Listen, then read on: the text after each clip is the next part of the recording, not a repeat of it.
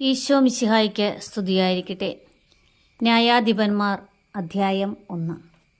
കാനാൻ ദേശത്തെ വിജാതിയർ.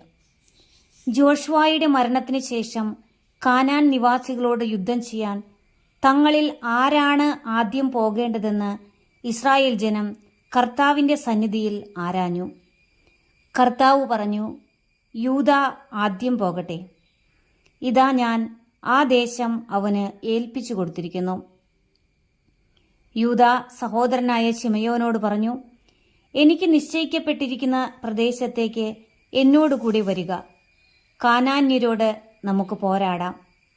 നിനക്ക് നിശ്ചയിക്കപ്പെട്ടിരിക്കുന്ന ദേശത്തേക്ക് ഞാനും നിന്നോടുകൂടി പോരാം. ശിമയോൻ അവനോടുകൂടി പുറപ്പെട്ടു. യൂദ യുദ്ധം ചെയ്തു.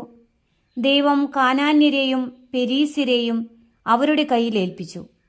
അവർ 10,000 പേരെ ബസേക്കിൽ വച്ച് പരാജയപ്പെടുത്തി.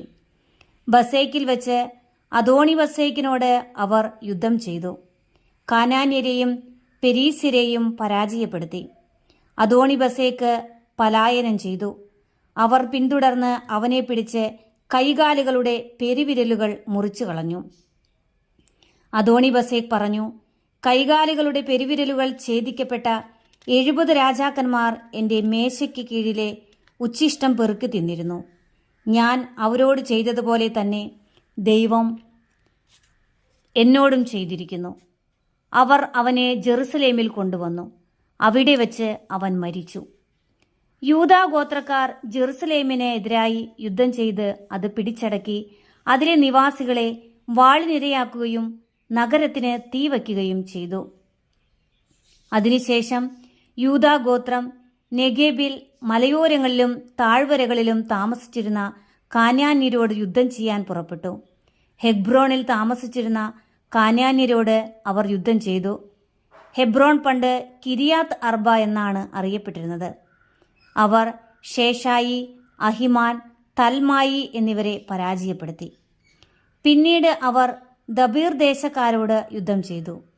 ദബീറിന്റെ പഴയ പേര് കിരിയാത്ത് സേഫർ എന്നായിരുന്നു. കാലേബ് പറഞ്ഞു, കിരിയാത്ത് സേഫർ ആക്രമിച്ച് കീഴടക്കുന്നവന് ഞാൻ എൻ്റെ മകൾ അക്സായെ ഭാര്യയായി നൽകും. കാലേബിന്റെ ഇളയ സഹോദരനായ കെനാസിന്റെ പുത്രൻ ഒത്നിയേൽ ദേശം പിടിച്ചടക്കി. കാലേബ് അക്സായെ അവന് ഭാര്യയായി കൊടുക്കുകയും ചെയ്തു. അവൾ ഒത്നിയേലിന്റെ അടുത്ത് ചെന്ന് തന്റെ പിതാവിനോട് ഒരു വയൽ ആവശ്യപ്പെടാൻ അവനെ നിർബന്ധിച്ചു. അവൾ കഴുതപ്പുറത്തുനിന്ന് ഇറങ്ങവേ കാലേബ് അവളോട് ചോദിച്ചു, നീ എന്താണ് ആഗ്രഹിക്കുന്നത്? അവൾ പറഞ്ഞു, എനിക്കൊരു സമ്മാനം തരിക. നെഗബിലാണല്ലോ എന്നെ പാർപ്പിച്ചിരിക്കുന്നത്. അതുകൊണ്ട് ഏതാനും നീർച്ചാലുകളും എനിക്ക് തരിക. കാലേബ് അവൾക്ക് മലയിലും താഴ്വരയിലും നീർച്ചാലുകൾ വിട്ടുകൊടുത്തു. മോശയുടെ അമ്മായിയപ്പനായ കേന്യന്റെ പിൻഗാമികൾ യൂദാ ഗോത്രക്കാരോട് കൂടെ ഈന്തപ്പനകളുടെ നഗരത്തിൽ നിന്ന് നെഗബിൽ ആരാദിന് സമീപമുള്ള യൂദാ മരുഭൂമിയിലേക്ക് പോയി. അവർ അവിടെ എത്തി അവിടെ ജനങ്ങളോടൊത്ത് ജീവിച്ചു. അതിനുശേഷം യൂദാ സഹോദരനായ ശിമയോനോടൊത്ത് പുറപ്പെട്ടു. സേഫാത്ത് നിവാസികളായ കാനാന്യരെ പരാജയപ്പെടുത്തി നിശേഷം നശിപ്പിച്ചു. അങ്ങനെ ആ പട്ടണത്തിന് ഹോർമ എന്ന് പേര് ലഭിച്ചു. ഗാസ, അഷ്കലോൺ, എക്രോൺ എന്നിവയും അവയുടെ പ്രാന്തപ്രദേശങ്ങളും യൂദ കൈവശപ്പെടുത്തി. കർത്താവ് യൂദായോടുകൂടെ ഉണ്ടായിരുന്നു. അവർ മലമ്പ്രദേശങ്ങൾ കൈവശമാക്കി. പക്ഷേ താഴ്വര നിവാസികൾക്ക് ഇരുമ്പുരഥങ്ങൾ ഉണ്ടായിരുന്നതിനാൽ അവരെ തുരത്താൻ അവർക്ക് കഴിഞ്ഞില്ല. മോശ പറഞ്ഞിരുന്നതുപോലെ ഹെബ്രോൺ കാലേബിന് കൊടുത്തു. അവിടെ നിന്ന് അനാക്കിന്റെ 3 പുത്രന്മാരെ അവൻ പുറത്താക്കി. ബെഞ്ചമിന്റെ ഗോത്രക്കാർ ജെറുസലേം നിവാസികളായ ജബൂസ്യരെ പുറത്താക്കിയില്ല. അതിനാൽ ജബൂസ്യർ ബെഞ്ചമിൻ ഗോത്രക്കാരോടൊപ്പം ജെറുസലേമിൽ ഇന്നും താമസിക്കുന്നു.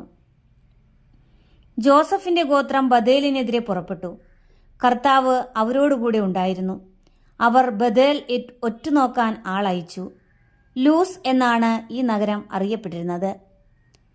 നഗരത്തിൽ നിന്ന് ഒരാൾ വെളിയിലേക്ക് വരുന്നത് ചാരന്മാർ കണ്ടു. അവർ അവനോട് പറഞ്ഞു, നഗരത്തിലേക്കുള്ള വഴി ഞങ്ങൾക്ക് കാണിച്ചു തരിക. എങ്കിൽ നിശ്ചയമായും ഞങ്ങൾ നിന്നോട് ദയാപൂർവം വർത്തിക്കും. അവൻ അവർക്ക് നഗരത്തിലേക്കുള്ള വഴി കാണിച്ചു കൊടുത്തു. അവർ നഗരത്തെ വാളിനിരയാക്കി. എന്നാൽ അവനെയും അവന്റെ കുടുംബത്തെയും വെറുതെ വിട്ടു.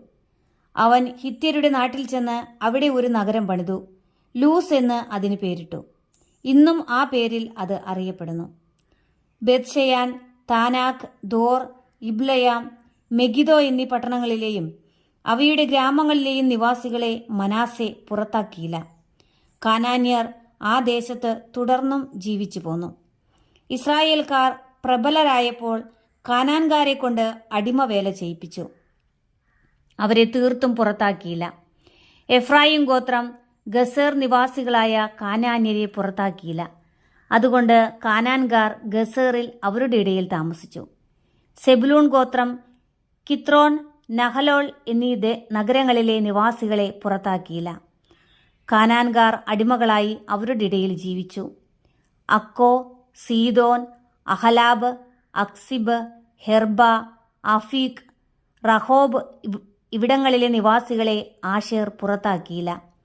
അങ്ങനെ ആശേർ ഗോത്രക്കാർ തദ്ദേശവാസികളായ കാനാന്യരുടെ ഇടയിൽ ജീവിച്ചു. ബേത് ഷെമേഷിലെയോ ബേത് അനാത്തിലെയോ നിവാസികളെ നഫ്താലി ഗോത്രം പുറത്താക്കിയില്ല. അവർ തദ്ദേശവാസികളായ കാനാന്യരുടെ ഇടയിൽ താമസിച്ചു. ബേത് ഷെമേഷിലെയും ബേത് അനാത്തിലെയും നിവാസികൾ അവർക്ക് അടിമകളായി തീർന്നു. അമോര്യർ ദാൻ ഗോത്രത്തെ മലമ്പ്രദേശത്തേക്ക് തള്ളിവിട്ടു. താഴ്വരയിലേക്ക് നീങ്ങുന്നതിന് അവരെ അനുവദിച്ചില്ല. അമോര്യർ ഹാർഹൊറസിലെയും അയ്യാലോണിലെയും ഷാൽബീബിലും താമസം തുടങ്ങി. എന്നാൽ ജോസഫിന്റെ ഗോത്രം അവരുടെ മേൽ ശക്തിപ്പെട്ടു. അവർ അടിമകളായി തീർന്നു. അമോര്യരുടെ അതിർത്തി സേല മുതൽ മുകളിലേക്ക് അക്രാബിം കയറ്റം വരെ ആയിരുന്നു.